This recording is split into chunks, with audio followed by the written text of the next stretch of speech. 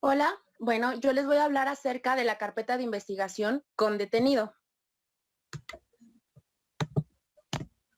Ok, la carpeta de investigación con detenido se da en dos supuestos, por flagrancia o caso urgente.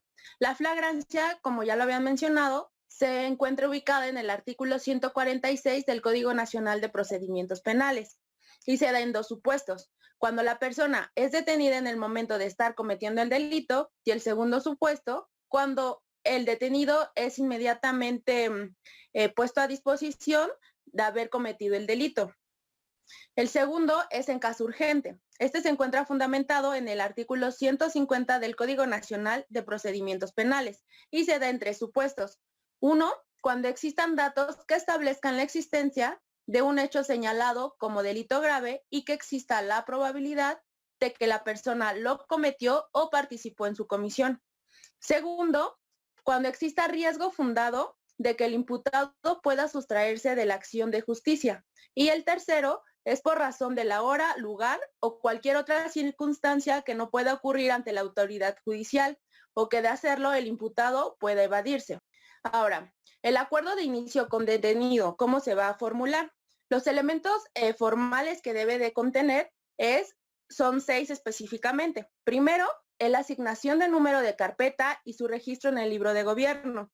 Segundo, es fecha, lugar y hora en que se da inicio a la carpeta. El tercero son datos del denunciante, ya sean visibles o privados a petición del mismo. El cuarto son datos del imputado. La quinta es la noticia criminal o las causas que motivaron al inicio de la carpeta de investigación.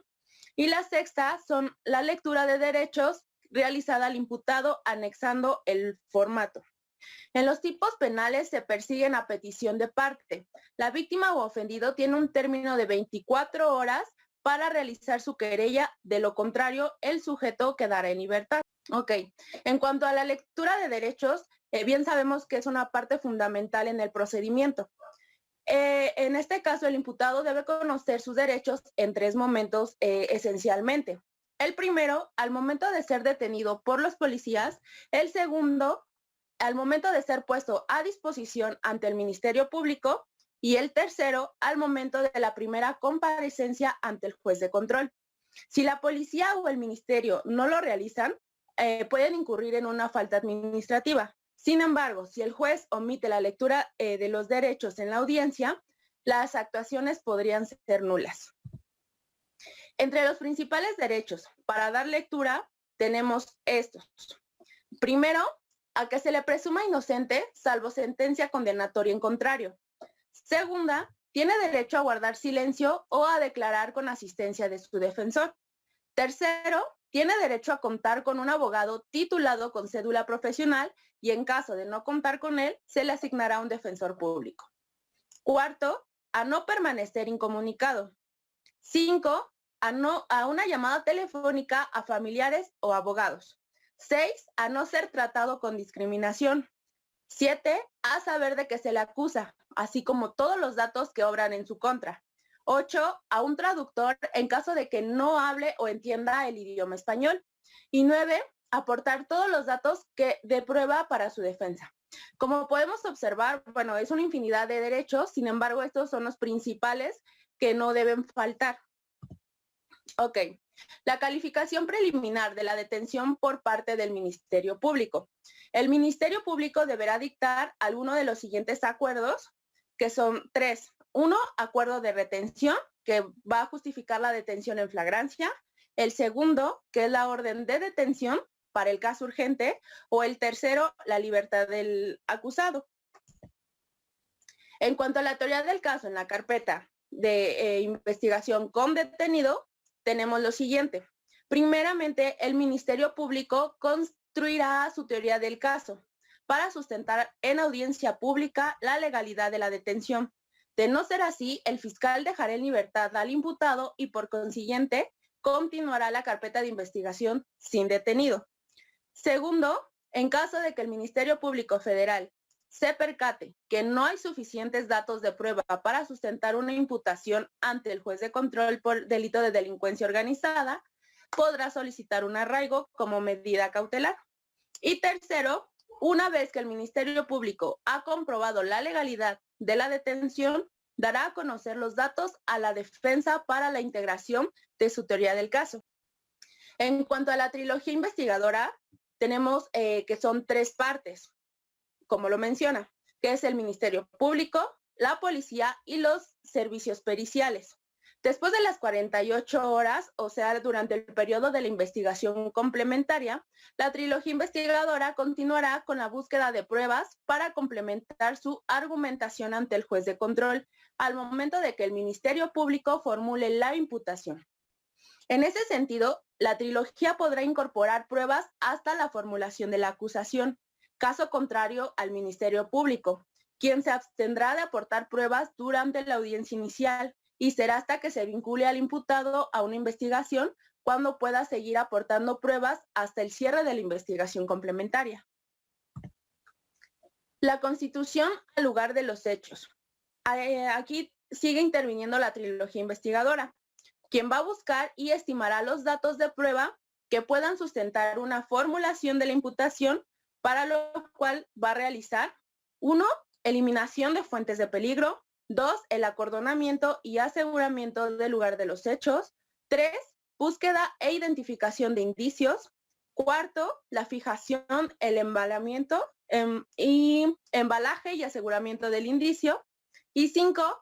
Preservación de los indicios. En el caso de flagrancia, el policía tiene la obligación de preservar la escena de los hechos y hacer el levantamiento de indicios para dar inicio a la cadena de custodia. El establecimiento de la teoría del caso. Para elaborar la teoría del caso se debe tener la carpeta de investigación ordenada de manera sistemática y de esa manera elaborar la cronología de los hechos y el listado de pruebas, para lo cual los argumentos serán estructurados de la siguiente manera. Esto ya lo habíamos visto en la carpeta de investigación sin detenido. Tenemos mismos elementos, pero pues lo manejamos de diferente manera. Primeramente tenemos la teoría fáctica, en la cual se va a narrar cronológicamente los hechos. La segunda es la teoría probatoria, en donde se anunciarán los datos de prueba primarios y complementarios. Y la tercera es la teoría jurídica. Se establecerá la hipótesis de derecho por la cual se formulará la imputación. En el transcurso de los temas se darán cuenta que es de suma importancia que los hechos y pruebas estén de manera cronológica o de importancia. La búsqueda de pruebas de perfeccionamiento. Será durante la investigación complementaria, el Ministerio Público y sus investigadores estimarán los datos que requiera un perfeccionamiento. Los datos podrán mantenerse en secreto durante la audiencia inicial. Los datos de prueba de perfeccionamiento pueden ir en cuanto a los hechos y en cuanto a las pruebas. Una vez realizados los argumentos y las líneas de investigación, la trilogía investigadora debe perfeccionar los datos de prueba con otros datos. Ahora, en cuanto a los mecanismos alternativos en la carpeta de investigación, tenemos que las partes procesales pueden generar cualquiera de las siguientes hipótesis. Se puede otorgar el perdón al ofendido, se puede desistir de la querella o se puede dar la suspensión de la investigación por acuerdo reparatorio o restitutorio. Para lo anterior se deberán tomar las diligencias necesarias para su cumplimiento. En tipos penales oficiosos, los acuerdos solo son para cubrir montos de reparación de daño, pero no para suspender la investigación. El acuerdo de determinación. En la carpeta de investigación con detenido puede ir en 4 sentidos: archivo definitivo, archivo temporal, criterios de oportunidad y la solicitud para la formulación de la imputación con detenido. ¿Cuándo se va a dar un archivo definitivo? Cuando el hecho no sea delictuoso o por cualquier otra causa que excluya el delito. ¿Cuándo se va a dar el archivo temporal? Cuando sea insuficiente la carga probatoria para sustentar una imputación. ¿Y cuándo se van a dar criterios de oportunidad? Son una facultad discrecional del Ministerio Público.